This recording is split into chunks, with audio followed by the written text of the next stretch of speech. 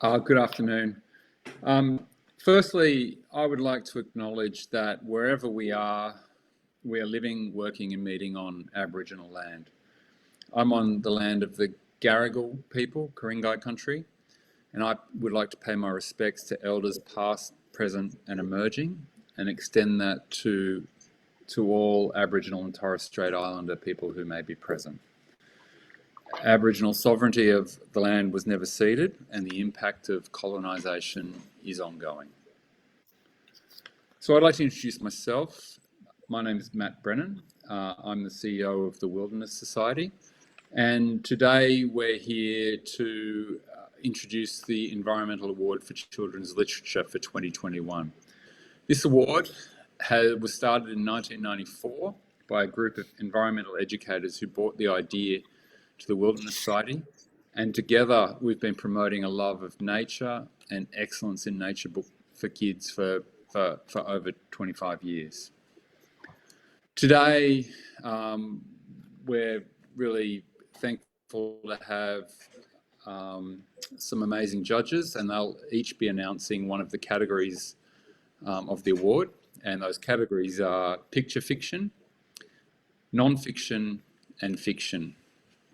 And if you would like, in viewing this live feed now, if you could please comment about where you're from, and if you have a favourite children's book or book that impacted you as a child, or is even impacting your kids, it would be great if you could put that in the comments to this live feed.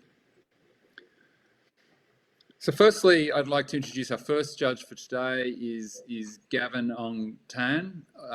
Gavin is a New York Times best-selling cartoonist, creator of Zen Pencils, a cartoon blog which adapts inspirational quotes into comic stories.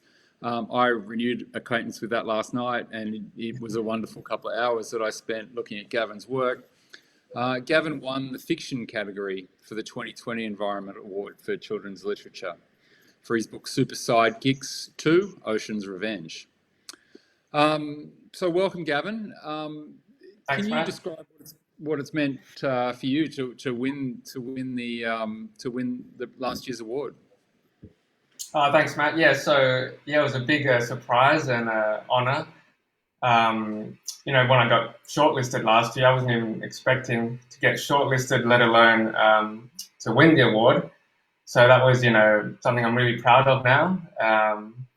It was just a great honour for me. You don't set out to win awards when you start, writing books or graphic novels. I was just hoping to tell a fun action adventure story, and it just kind of organically came about where I came up with this theme about dealing with plastic waste in our oceans, and it was kind of just a fun story idea to have all the plastic waste in the ocean kind of become alive and kind of form this giant monster that came up and wanted to destroy Sydney.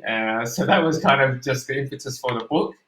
And it was just, just kind of validation that it ended up winning, and you can kind of tell an entertaining story while also having a strong environmental or social message in your book. So it was a big honor for me. Yeah, you just have such a unique and creative style about the work you do. It's really distinctive, and I was just really impressed to go through it again. Thank you. What I'd like to invite you to do is announce the fiction category, if you would. Yeah, no worries. So it was a big honor for me to win last year, and now another honor for me to kind of be a judge and get to announce the fiction shortlist. So there are 4 books that have been the finalists for this year.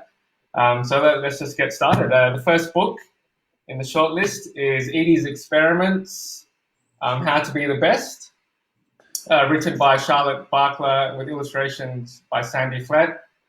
So congratulations to the both of you. This is the second book in the Edie's Experiments series. The first book was called How to Make Friends. And of course, it's about Edie, who loves science, and it's all about science. So this book in the series has her kind of taking part in the school science competition, and she comes up against a new rival named Dean Starlight. So yeah, it's going to be a fun middle grade read, and I'm looking forward to diving into that one. So congratulations to you, Charlotte, and to Sandy. So that's the first book in the shortlist. Next up, we have The Power of Positive Pranking by Nat Amor. Now, this is a fun book. I've actually started reading this one, and it's heaps of fun. It follows the main character, Casey Wu, who is the founding member and leader of the group called the Green Peas. Now, the Green Peas is made up of Casey and two of her friends, and they're kind of an activist pranking group, and they kind of pull off all these wild and crazy pranks around the school. Now, these aren't just pranks for the sake of pranks. They all have kind of a hidden agenda to promote awareness about the environment, about climate change, and about saving the planet. Now, I've met Nat a few times, and I can tell you she's a master prankster, so she knows what she's talking about here. And now this is the follow-up to her debut book, Secrets of a Schoolyard Millionaire, which was a big success. So this is her second book. So congratulations to you, Nat. Okay. Next up, we have something a bit different. It's from one of kind of like an Aussie institution now, one of Australia's most well-known political cartoonists. He's not really known for children's books. I think this is his first foray into children's books, and that's The First Dog on the Moon. And his book, The Carbon Neutral Adventures of the Indefatigable Enviro Teens. Now, that's a mouthful to say. I have to practice that a few times. But yeah, I'm sure all the adults watching are aware of First Dog's work. He's very well known for his political cartoons on the Guardian website and the Guardian newspaper. And I'm a big fan. I'm a cartoonist myself, so I'm a big fan of First Dog's work and his political satire and his real ruthlessness in going after the government and their policies, which I'm a big fan of. So it's really nice to see him tackle a children's book. And it's kind of, his usual very unique kind of graphic novel, kind of infographic hybrid style with its fun illustrations. Now, this book follows the Enviro Teens, which is a very funny group of superheroes, and they have to kind of battle it out against the villain. His name is the single-use Brennan, and he's the world's most evil plastic bag, and he wants to kind of kill all of the world's sea turtles. And it's up to the Enviro Teens to stop him. But it's told in First Dog's usual, wit, his sarcasm, his kind of biting satire. So it's great that kids will get to kind of be exposed to his sense of humor. And there are also, fun educational facts sprinkled out throughout the book. So I'm really looking forward to laughing a lot when I read that. So congratulations to you, First Dog. Well deserved. Now, the last book on the shortlist for fiction. Speaking of Aussie institutions, we have another Aussie institution, and that is Weirdo, book number 15, Planet Weird, written by Anh Do and illustrations by Jules Faber. Now, of course, Anh Do, he's a children's literature superstar here in Australia. And Weirdo is his number one series. So book 15 in the series, that's a lot of books. But this one is called Planet Weird, and it kind of follows Weir. It's his birthday, but not only is it his birthday, but his school is celebrating Planet Day, where the kids kind of, learn about going green, about, doing stuff for the environment. And, it's got a lot of fun tips that children will kind of be exposed to by reading this one. So congratulations to Anh Do and to Jules Faber too. And yeah, those are the 4 books. We've got Weirdo, book 15, number 4. So congratulations to all of you who made the shortlist, and I can't wait to read them all. Oh, Thank you, Gavin. That's a fantastic summary of those books, and each one of those looks like a potentially cracking read. So anyone who's watching, I remind you that you can put any questions in the comments, and we'll answer as many as we can towards the end of the broadcast. My name's Matt Brennan. I'm the CEO of the Wilderness Society, and today we're here celebrating 13 amazing nature books shortlisted for this year's Environmental Award for Children's Literature. And this award's been running since 1994, promoting a love of nature in kids.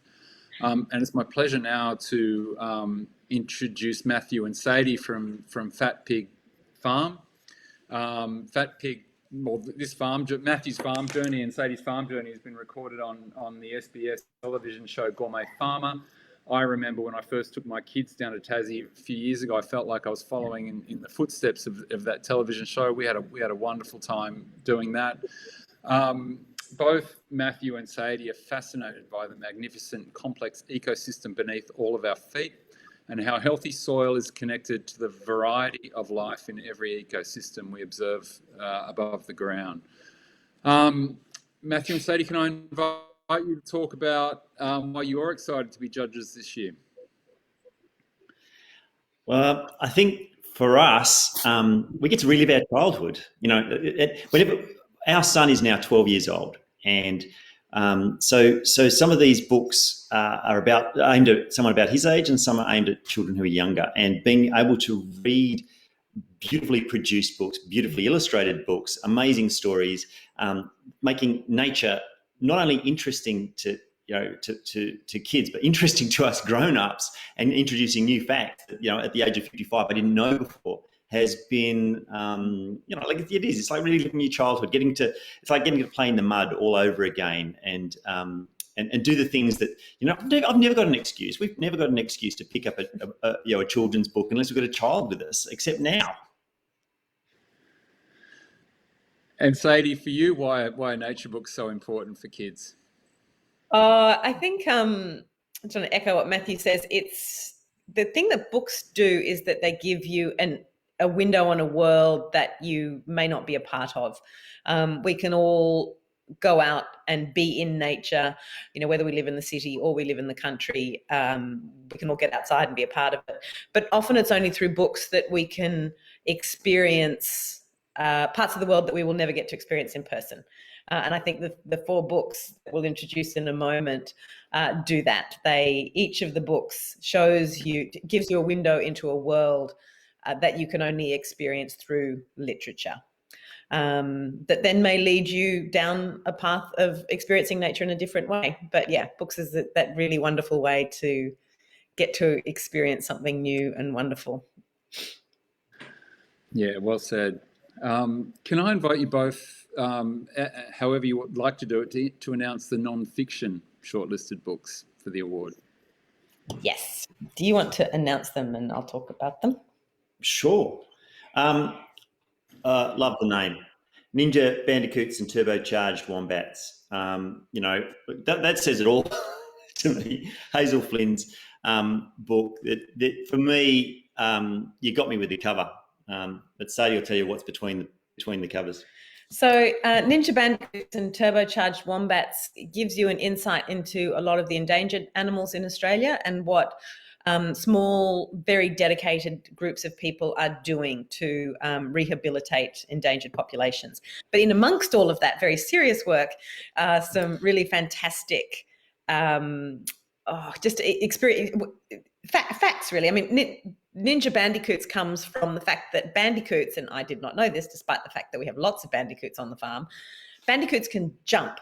So if you give them a really big scare, they can leap into the air and turn around, and they leap so high that it's the equivalent of a human leaping to the top of a 3-story building. So that's where Ninja Bandicoots comes from. And Turbocharged Wombats, Matthew knew this, I didn't know this, wombats can run faster than humans. Only the very, very fastest 100-meter runners can run faster than humans. So those are the kinds of really lovely stories that Hazel Flynn has in Ninja Bandicoots and Turbocharged Wombats. She also takes you up into the subalpine regions to explore corroboree frogs and bawbaw frogs and mountain pygmy possums. It's really beautiful stories in here. Right, yeah. And the second book, Philip Bunting's The Wonderful Wisdom of Ants. Now, I love this because the first page is I'm just going to have to show you. This taps into my sense of humour. So, hey, this is an ant. Whoop, wrong way. This is an ant, and then everything. This is an ant, and this is an ant, and this is an ant, and this is an ant, and this is an ant. I love it. There are so many ants in the world. There are so many ants in the world that if you weighed them all, they weigh as much as all the humans on Earth. Bloody brilliant, absolutely brilliant. I learned so much about ants from this book, which is aimed at someone a little bit younger than me. So, I love it. Funny, informative, wise, wonderful. All right, next one. You can introduce it. I'll talk about it. Spotted handfish. I think Sadie and I are both very keen on the spotted handfish, Tasmanian fish. That's it's on the red list. Very quite endangered. Anyway, so there's saving the spotted handfish. Yeah. So the spotted handfish. If a dinosaur came back, jumped in a time machine, or not came back, if a dinosaur jumped in a time machine and came to Australia in 2021. Pretty much the only creature it would recognise would be a spotted handfish. That's how old they are. That's how long they've been here. And now they're critically endangered. So the book itself is full of really beautiful, interesting stuff. But one of the things I loved about it is I am unlikely to ever get to go scuba diving with spotted handfish. And I felt like this book took me down there under onto the ocean floor around Hobart, which is, close to our hometown. So that was really lovely. It was really enjoyable reading this book. And last of the four, Tree Beings. So you've got Raymond Tuber and Sandra Severgnini. So Sadie is a tree climber. In her spare time, she likes to climb trees. And so this book is right up her alley. It's everything from people who live up trees to save them, and why, and the world beneath them, and why we need to care about them. Yeah, so Tree Beings. This is a really beautiful book, beautifully illustrated, and what it taps into is the joy of climbing trees, or being in a tree, or living amongst the trees, or walking through a forest. But I think a lot of the stories in it go back to that feeling that most of us would have had as children, of the triumph and peace of being at the top of a tree in our backyard, or our grandmother's backyard, or in the park. And then the stories themselves, excuse me, are all about extraordinary figures throughout the late 20th century, early 21st century. People who have planted trees, saved trees, climbed trees. And it's a really beautiful way of introducing readers into the worlds of forests and the amazing things that trees do for us, including clean our air and clean our water, and how important they are to the Earth's survival. So this is another really beautiful, beautiful book in the non-fiction category for the Children's Environmental Literature Award.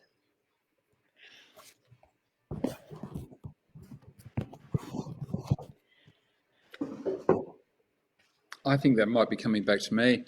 Thank you, Matthew and Sadie. I wanted to dive into each one of those books. They look fantastic, and it's amazing what Australian authors are doing in the space and the stories they're telling. The books we've seen so far are stunning.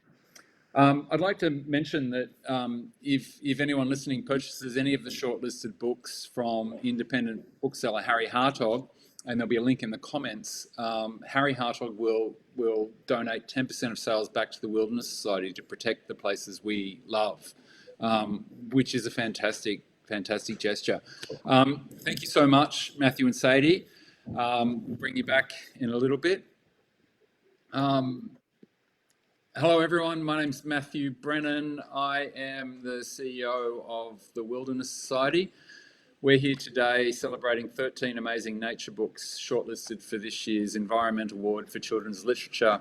And this award's been running since 1994, promoting a love of nature in kids. I'd now like to introduce Hilary Bell. Hilary is an award-winning playwright, librettist, lyricist, who also writes illustrated children's books, including Alphabetical Sydney, illustrated by Antonia Pacenti, and also Numerical Street, Summertime, and the marvellous Funambulous of Middle Harbour. Her plays, operas and musicals have been produced by the Sydney Theatre Company, Griffin Theatre, Sydney Opera House and Arts Centre Melbourne, and international too. I picked up a quote from one of Hilary's books overnight. B is for bats who sojourn after dark to the gardens across from Centennial Park. They squeal until sunrise, then back they commute to hang from the palm trees like stinky black fruit. That really struck me as I looked at that. It's you know, being from Sydney myself, is just so much in that book. Hilary, can you chat a little bit about how important messages can be communicated through picture books? Yeah. First of all, I just want to say how honoured I am to be part of this award and on the judging panel, and I'll be talking about picture fiction books. But I think picture books are a really ideal way of talking about important ideas, especially to children, because the images draw you in with their beauty and colour and detail and artwork, of course, and then the text can afford to be quite spare and poetic. It doesn't have to fill in everything, because there's a sort of alchemy that happens between the pictures, the illustrations, and the words that creates almost a third space, a beautiful silent space that you can immerse yourself in and interpret what you're looking at, and it goes quite deeply, I think. So it's kind of a really perfect way to talk about the times that we're in now and the climate crisis, and inspire children, not only kind of make them aware about what's going on, but inspire them to show that there are things that we can do, and however young you are, there's something that there's a way you can contribute to making things better. Thank you. And Hilary, you are going to be announcing the picture fiction shortlist. I can. I will. Shall I begin? Yeah, please. All right. Well, I had such fun because these are really gorgeous, beautiful books. You'll see just from the cover. This one is The Giant and the Sea by Trent Jamison and Ravina Kai. And there's a gorgeous metaphor. I'm not going to say very much about these because I'm hoping everybody will pick them up and read them themselves. But there's a really wonderful metaphor at the middle of, in the center of this book, and a very surprising twist at the end. The illustrations are very grand and mythic and quite somber, and there's a beautiful simplicity. It's almost like a fable, but as you will see when you read it, you'll find all sorts of equivalents to the world that we live in. So it's a very deep book, this one. Next, we have Bandits, which is by Sian Danthes. If you can see that, really beautifully illustrated. So she's used all sorts of different media in here. I don't know if you can see that, but she uses crayon and paint, and there's a lovely, and some collage as well. There's a lovely kind of free hand-drawn style to her work. And it's a lovely story about a young girl who lives in an ugly city, is very much alone except for books, and books are the things that help her discover there's a whole other world just beyond the periphery of what she thinks exists. So yeah, a lovely book. And then this one, Give Me Some Space. So we have Philip Bunting again, who also wrote The Wonderful Wisdom of Ants, very talented artist and writer. And this is about a young girl called Una, and she's obsessed with outer space, and she will learn through the course of this book that we are actually life on a life out there. We are the aliens in some ways, and that the world that we live in is an incredible planet that needs to be investigated first before we look beyond. But yeah, again, really lovely images, very witty, and great for younger kids too, I think, this one. Brother Moon. This is by Marie McCarthy-Uelu and Samantha Fry. You can see that. And again, there's something in the classic style about this. It's very quiet, very gentle, very serene, and very charming pencil illustrations. And it's about the moon's abiding protection, really, of all of us down here below, animals, humans, and it speaks really beautifully to the connection between us all living things. And I really love this last one, Larry Leadbeater, Field Notes from a Fairy Possum by Jo Watson. Again, a really unusual illustrative technique here. Kind of, I don't know how she did it, but it looks like it's all made of cut-out paper. And it's gorgeous kind of painting as well. So this is the story of a little fairy possum, Larry, whose tree is destroyed. And he goes out and tries to find somewhere else to live, and ends up giving human beings a taste of their own medicine. And again, it's a great story about how no matter how small you are, you can have a positive effect. So yeah, all of these books are just beautiful, and I was really thrilled to have the privilege of reading them and looking at the pictures and getting a chance to announce them. Congratulations to all those artists and writers. Yeah, thank you, Hilary. It's another 5 fantastic books. The creativity that's on display in these shortlisted books is really quite something, and the messages they're telling are really resonating with me. I've got a couple of shout outs here. Jane Toner is watching. She's shouting out her favourite children's author is Trace Balla. Her stories River Time and Rock Hopping gently invite children to connect to nature, include deep observations of flora, fauna, and particular places while paying respect to the traditional owners of country. And Gail Mensinger is also recommending My Family and Other Animals by Gerald Durrell. So thanks for being on board, and thanks for posting in the chat. So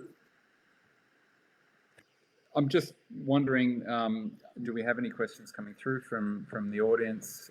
We're happy to take them now. We've got all the 4 panelists back on screen. Thank you very much. Thank you all of you for your, just really lovely summaries of those books. My kids are just getting out of that age now, and putting me back there was really fantastic. It brought back a lot of memories for me of reading books and all that sort of stuff with my kids. Hard to get off the screens now, unfortunately. Do we have any questions coming through? Okay, we don't have any questions coming through. Does anyone? Do any of you What's struck you from this? And I'll start with you, Gavin. What struck you from this list of books that have come through? Just the diversity, not only of the creators, but the content and stories. I've got a 5-year-old girl, so we've been reading all the picture fiction books every night. So it's really kind of opened up her eyes a bit to be aware of the planet and of nature and climate change. And it's easy for me to talk about it with her through these stories, which is what children's literature is meant to do. So yeah, it's just been great for me to not just read her favorite hippopotamus book over and over again, and I can bring in some new stories into the bedroom. Yeah, and Matthew and Sadie, look, I got sort of struck with just the depth of those books that you were describing. What else? What else did you see across other books? Yeah, I wanted to echo what Gavin said about the diversity of the books. It's one of the things that's going to make it really difficult to judge and come up with the winner is that the books are all so very different. But what's wonderful about that is that they will appeal to so many children in so many different ways. What engages one individual is so very different from what engages another. And to have this huge range of books of different styles and different ways into the subject was really quite heartening. I just want to echo something that Hilary said about giving children the insight and the inspiration that no matter how small you are, there are things that you can do. And I think all of these books do that in such a diverse way. Yeah. Matthew, do you have anything to add to that? Yeah, I think what is really striking is that these are all our children hear the news that we hear. So they hear doomsday stories about the environment and the climate collapse and reasons to be anxious. And these are all really positive stories. These are reasons to celebrate nature and I guess that maybe gives them an impetus to become involved in change and to be involved in repairing the damage that their parents and grandparents and great parents might have inflicted on the world. And so I think across the board, with the huge variety of the ages and styles and varied illustrations and methods, what we see is a overwhelming hope embedded in the books, and that there is so much, as Sadie was saying, for every child to absorb about the wonderful world that we live in, to make them care more about the place that we call home. Yeah, look, the other thing I was struck with working for the Wilderness Society and looking at the work we do is how many of those really complex issues that we're working on are being so beautifully described for kids. Hilary, that thing around some of these really that seem complex messages, when they're broken down for kids, they're amazingly simple, a lot of these things. Yeah, I would say what a lot of them come down to is making us, the adults that read the book to the kids, as well as the kids themselves, appreciate the complexity of nature, the interconnectedness of everything, our obligation to be custodians, to look after these things, to nurture them, to respect them. And it's fascinating, as everybody's said before me, about the different angles that people are coming at. So Ando through humour, the writer, the creators of The Giant and the Sea, with this quite serious and quite dark, but also ultimately uplifting and hopeful approach. Some are wacky, some are quite sort of factual, but they all have this integrity at their heart, that this is what they're trying to convey to us. And I think it's a really tricky thing to talk about a subject that's, it's a big thing that we're all dealing with. It's a very weighty subject, and children are kind of at the coalface here, the future generations. And these writers and artists have managed to negotiate this tricky line and present kids with something hopeful and positive. Yeah, I think that's a hats off to them for doing that so beautifully. Yeah, it's really wonderful. I've got a question from Phoebe in Sydney. Where can I purchase these books? Phoebe, all of these books are on sale with the independent bookseller Harry Hartog.